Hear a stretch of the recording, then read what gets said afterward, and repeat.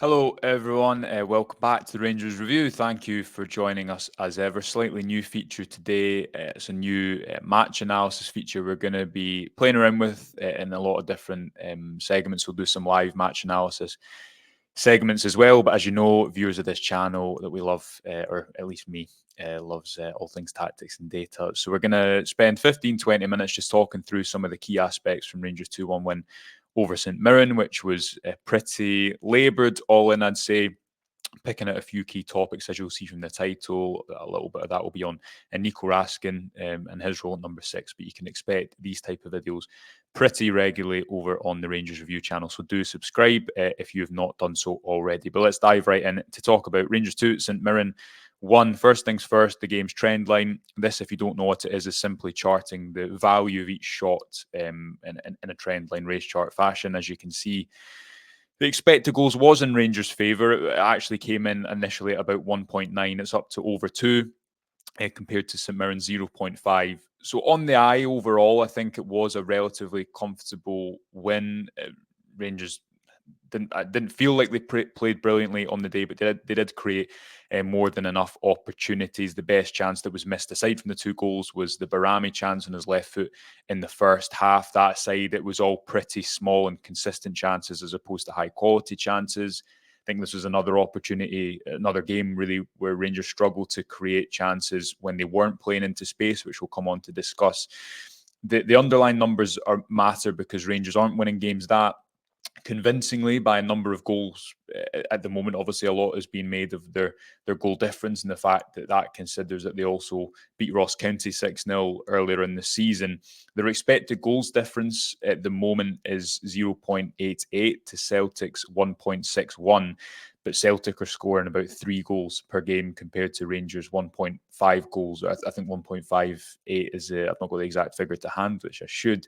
But it's 1.56, sorry, which is the same as Dundee's, slightly lower than Aberdeen. So Rangers slightly underperforming their expected goals across the boards. And that XG difference is something that they'll want to see go up because they'll obviously want to win games by a more convincing margin. If we look at the shot map from the game, in which is just charting the average location of each shot. And obviously, the darker the circle, as you can see by the key below, the better the opportunity.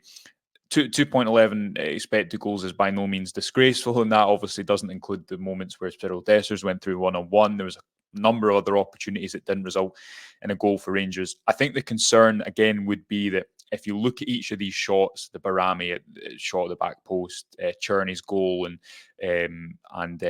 Cherney's late, that wasn't really a miss. It was a fantastic save by the St Mirren goalkeeper.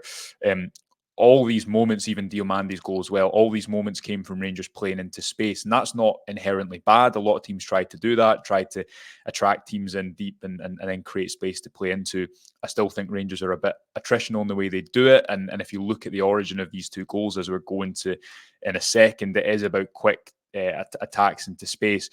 But they're still, I think, working on that line between trying to play at speed and trying to attack behind the opposition defence while not losing the control from doing it too directly, if that makes sense. And the origin point of either goal was pretty direct. And again, just to reiterate, if you look at where each of these shots derive from, all of these shots derive from, they're not coming from Rangers having a concerted period of possession in the opposition half and maybe getting a cut back or a cross. I know Dessers was a cut back, but again, it was from a quick throw.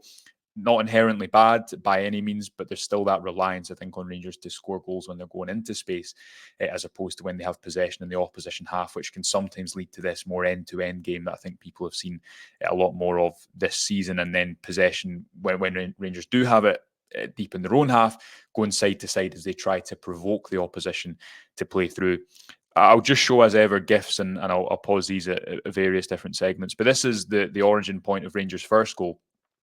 Which was obviously was a cutback then from Barami to Raskin at the edge of the box.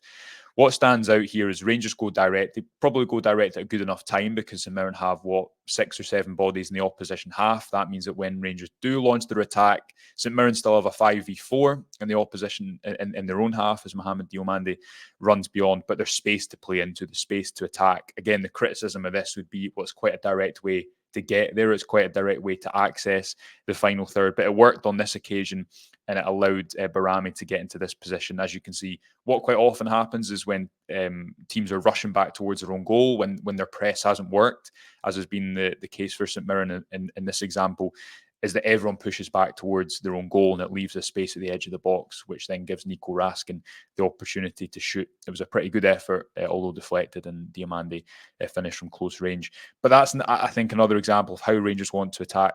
When Clement speaks about his philosophy, he uses the word verticality, which is obviously, rather than playing side to side, he wants to try and move teams backwards, because obviously common sense, but if you're playing vertically, you're running forwards, the opposition is running backwards, as opposed to a level playing field if you're keeping possession and trying to open spaces maybe in a different way. Again, if you look at the origin point for this late Cherney chance, which was one of Rangers' better moves throughout the game, is vertical. They win the ball back. I think St Mirren give it away cheaply. They can then get into a 4v3. And because they've got this 4v3, because they're attacking into space, that allows Barami to cut back. What I mean by that is, if you look at Dessers in this frame here, I don't know who's marking Barami exactly in this situation, but he has to kind of overcompensate for the possibility that there might be a ball played down the line. Although Barami is not very left-footed, so he's not going to do that. But because of that Dessers run, it opens up the channel for them Barami to cut back, which is again a byproduct of the fact that Rangers have space to attack into. They have a 4v3. Cherney's at the back post. It's actually a decent shot, but it's a fantastic save from the goalkeeper, which keeps the game at 2-1. But again, this is the way that Rangers want to attack into space vertically. They're missing a real ball carrier dribbler in the final third at the moment. And because of that, I think it's no coincidence that Barami's impact is better when the opposition defence isn't kind of set back and in a block, because he does have just space. There's more space, so there's more opportunity. There's more opportunity for him to play passes. There's more, I guess, potentials for opposition defenders, to cover, and this probably should have resulted in Rangers' third goal of the game. But what is the negative of this approach, and how does that relate to the topic of this video, which I've not got to 7 minutes in, which is Nico Raskin? And I think the negative, interestingly, of this can be derived a little bit from the approach that St Mirren had. Nico Raskin is improving Rangers at the base of midfield, I think, because he's press resistant. He can take the ball in difficult and dangerous areas. He's probably Rangers' best small space player in the midfield. He doesn't need to drop in and face the play to get on the ball, which you see a lot with John Lundstrom last season, for example. He wasn't taking the ball necessarily in tight areas and going through the press. And obviously what that means is Raskin is either attracting players in to play wide, or he's able to go through centrally. Now, does he have weaknesses to his game, and is his passing sometimes a little bit erratic? I think so.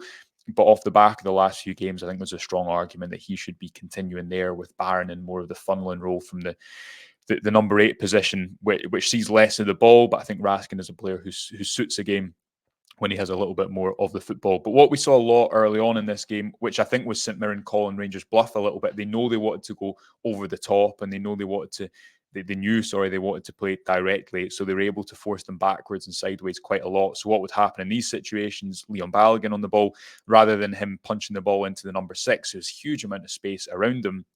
St Mirren were able to just press with 3 men, force Rangers backwards and sidewards, knowing that they had the remainder of the pitch covered numerically, because they're only committing 3 players to the press. Raskin's in this huge area of space, but Rangers are forced back to their own left back, and I think Jeffy loses a ball for a throw-in, or he wins a throw-in deep in the pitch, but definitely not where Rangers would have wanted to go from this position. But increasingly, as the game wore on, that did start to improve, and as that improved, I think Rangers' build-up improved. They were able to get into the final third more. Here's an example from later on in the half. Again, the distances may be slightly better for Rangers, but as St Mirren press up with the 3, this time Balogun's in a better position. He can play into Raskin, who has a ton of space. He's still being pressed, but again, because Rangers are able to play into the centre, which is something I just don't think they do enough at the moment under Clement, because they're able to play into the centre, that creates space as a byproduct on the right wing, which Raskin can spin quickly and find that pass out to Casemiro, where Rangers have an overload. Similarly, you started to see either fullback trust Raskin a little bit more. Here's an example with Chefty, who's able to go beyond his man, play a 1-2 with Raskin, again behind the St Mirren front 2, behind that press, or front 3, I should say. Again, the result of that is that Rangers can go through the press in a quick, more controlled manner. They can still attack into space, although don't have the numbers here compared to St Mirren. And all of that, I think, came from in the game quite often them putting the ball into Raskin nice and early, him being able to resist or manipulate the press in some capacity, and the build-up play improving from there. Just one final example I want to talk about from the game is why Václav Černý is improving, and what's I guess what's been key to his upturn in form. He scored 5 goals in 4 games since that miss against Lyon, which obviously was a pretty bad one. But yeah, it's not necessarily a negative that Rangers want to play like this. It's not necessarily a negative that they want to they want to attack into space. I think what they're missing at the moment is a couple of facets. Number one, for Clement's style of play, in my opinion, the more physical profiles you have, the better. That obviously translated into an off-the-ball context with Castle Mujal replacing Robin Proper for the final half hour. St Mirren only had, I think, 2 attempts on goal, culminating in about 0.10 expected goals in that final half hour, compared to looking really threatening before, when Osulanya gave Proper a really, really difficult time, didn't he? But on the ball as well, again, while it's not a negative that Rangers want to attack like this, when they don't have a 1v1 winger out wide, and that's not what Černý is, as we'll discuss just very briefly before the end of this video, they don't have a 1v1 player out wide on the left, because Barami can pick these passes when there's space there, but he's not someone that's going to dribble by a number of players. He's not someone who wants to be isolated by the touchline when he has to inject pace into the game himself, instead of relying on maybe the space from a transition to do so. That's when I think the impact of this approach can be slightly lessened. And in the Europa League on Thursday night, there was a lot of space to play into. Up at Aberdeen tomorrow night, there might well be a lot of space to play into as well. But because Rangers want to try and attack quickly and vertically, they need the right profiles to do that. And I still think Clement is sometimes working with square pegs and round holes. Sometimes maybe could be a little bit more adaptable. But either goal, I think, tells the idea of how Rangers want to attack and how they want to generate opportunities. And very finally, on Václav Černý, why is he improving? I just think he's in better locations. He's a player, because he's not really got that much of a right foot, because he's not pacey and powerful, definitely going on the outside. You want to get him moving towards goal, playing vertically, being that second striker. Last season, it was off the left. The Rangers had their second striker effectively in Abdallah Sima. This season, it's kind of off the right. And because Černý doesn't have maybe an overlapping fullback to and James Tavernier, who's moving inside the pitch a lot more often, he sometimes, when he's caught wide on the left touchline, can become a little bit predictable. If you look at these stills from recent goals or shots that he's had, all in the last couple of weeks, with those 5 goals in 4 games, they're all in central locations. And crucially, I think they all are in areas where the defender probably has to overcompensate to the right-hand side slightly, because either there's space on that side, which means Černý can try a shot, or he's in a central location, so he's got more options of where he can go. Or, like in this option, this example, in the Europa League, he's attacking at pace, which is very different from being trapped on the touchline where you're trying to inject pace yourself into a game. So Clement will hope he's overperformed his expected goals. I think 4 league goals from 1.39 expected goals. Clement will hope that can continue as Rangers head to Aberdeen tomorrow. But hopefully this gives you a little bit more insight into the game, why Raskin's maybe helping Rangers at base midfield, what Rangers are trying to do in their build-up play, their relatively direct attacks at points. These videos will always be live first to our YouTube members. You can join on a desktop for just £2.99 a month for up to 5 extra videos in the Rangers Review YouTube every single week. But until then, we'll speak to you after Aberdeen. Thanks for joining us. Bye for now.